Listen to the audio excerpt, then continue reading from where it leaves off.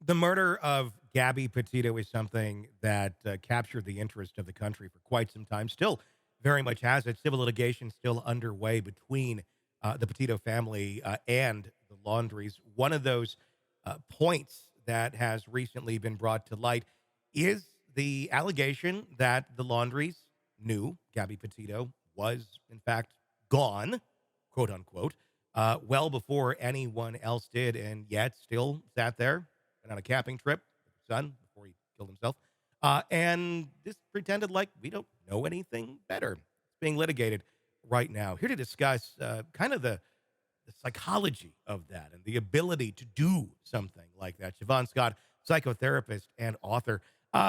This kind of baffles the mind in some ways. In some ways, it doesn't. Sometimes you go, I don't know what I would do if my child were in that situation. I'd like to think I would do the right thing and be like, you got to turn yourself in.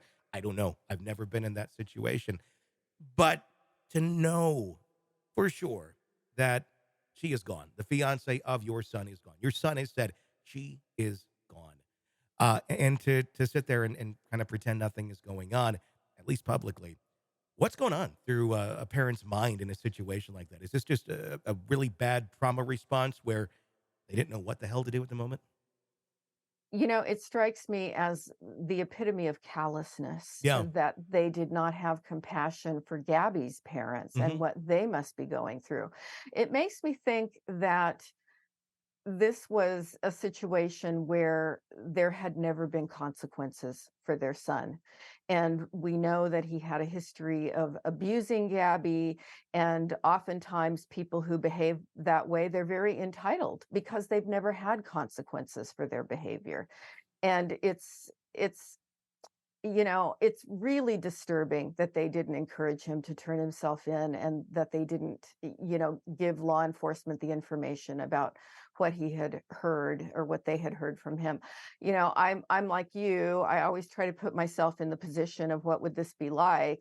And I raised three kids who are now adults, and I always told them they were all Boy Scouts. They were good kids, but I always told them this was my little parenting technique here. If you ever have a DUI, if you ever do anything that lands you in jail, you're going to sit there. So don't think they had friends who had Hmm. DUIs and the parents would bail them out. And I always said, that's not going to happen here because I want you to know whatever you do in life, there will be consequences.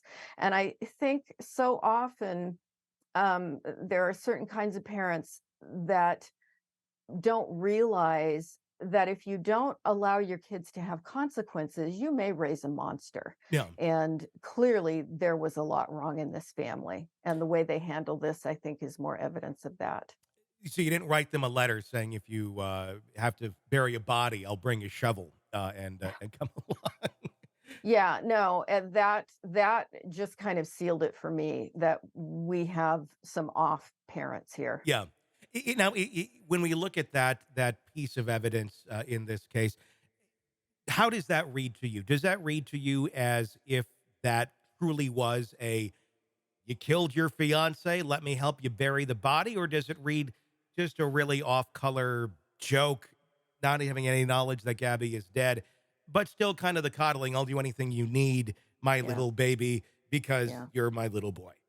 Yeah.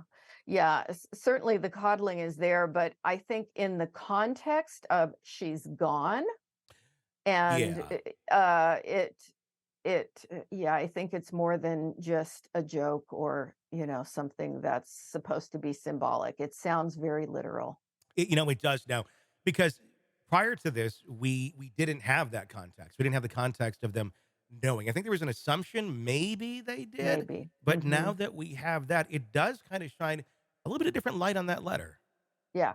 Yeah, very true. Totally agree. Yeah, it's morbid, it's callous, it's so out of what we would expect a good parent to do. Hmm.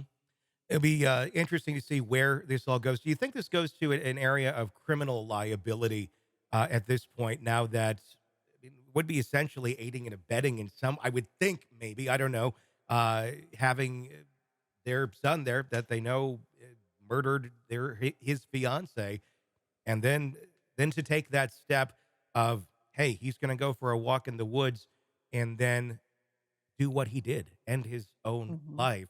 Um, Mhm. before we get to the end his own life part, is there any responsibility there criminally or any liability there criminally for the parents at this point? Yeah, that I don't know. Yeah. I don't know what the laws are regarding that Hmm. situation. Might be a hard one to make stick. Sure. But I'm glad that they're being sued civilly. I Yeah. think that was a brave thing that Gabby's parents decided to do, and I think it's the right thing. I think the other thing that's very hard to wrap our minds around is that fact of okay, you came to the conclusion, you realized your son killed his fiance, and he's going to go to the woods, and he is going to likely end his life. What does that say about the parents right there? I mean, that in itself is another kind of shocking. I don't think we've seen that sort of thing before. Yeah. Yeah, it's so out of touch with what is the right thing to do.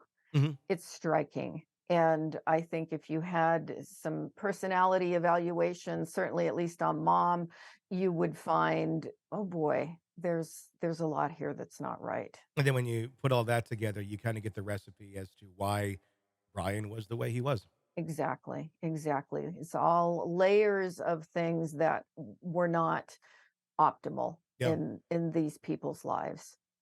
Hey, it's Tony Brueski. If you want more of our interview with our guests, be sure to check out our podcast, Hidden Killers with Tony Brueski. Just search that wherever you download podcasts and press subscribe. Also, you can check out our YouTube channel for the full video version of the interviews as well, under the same name, Hidden Killers with Tony Brueski. Check it out, subscribe, binge, and enjoy. Thanks for watching.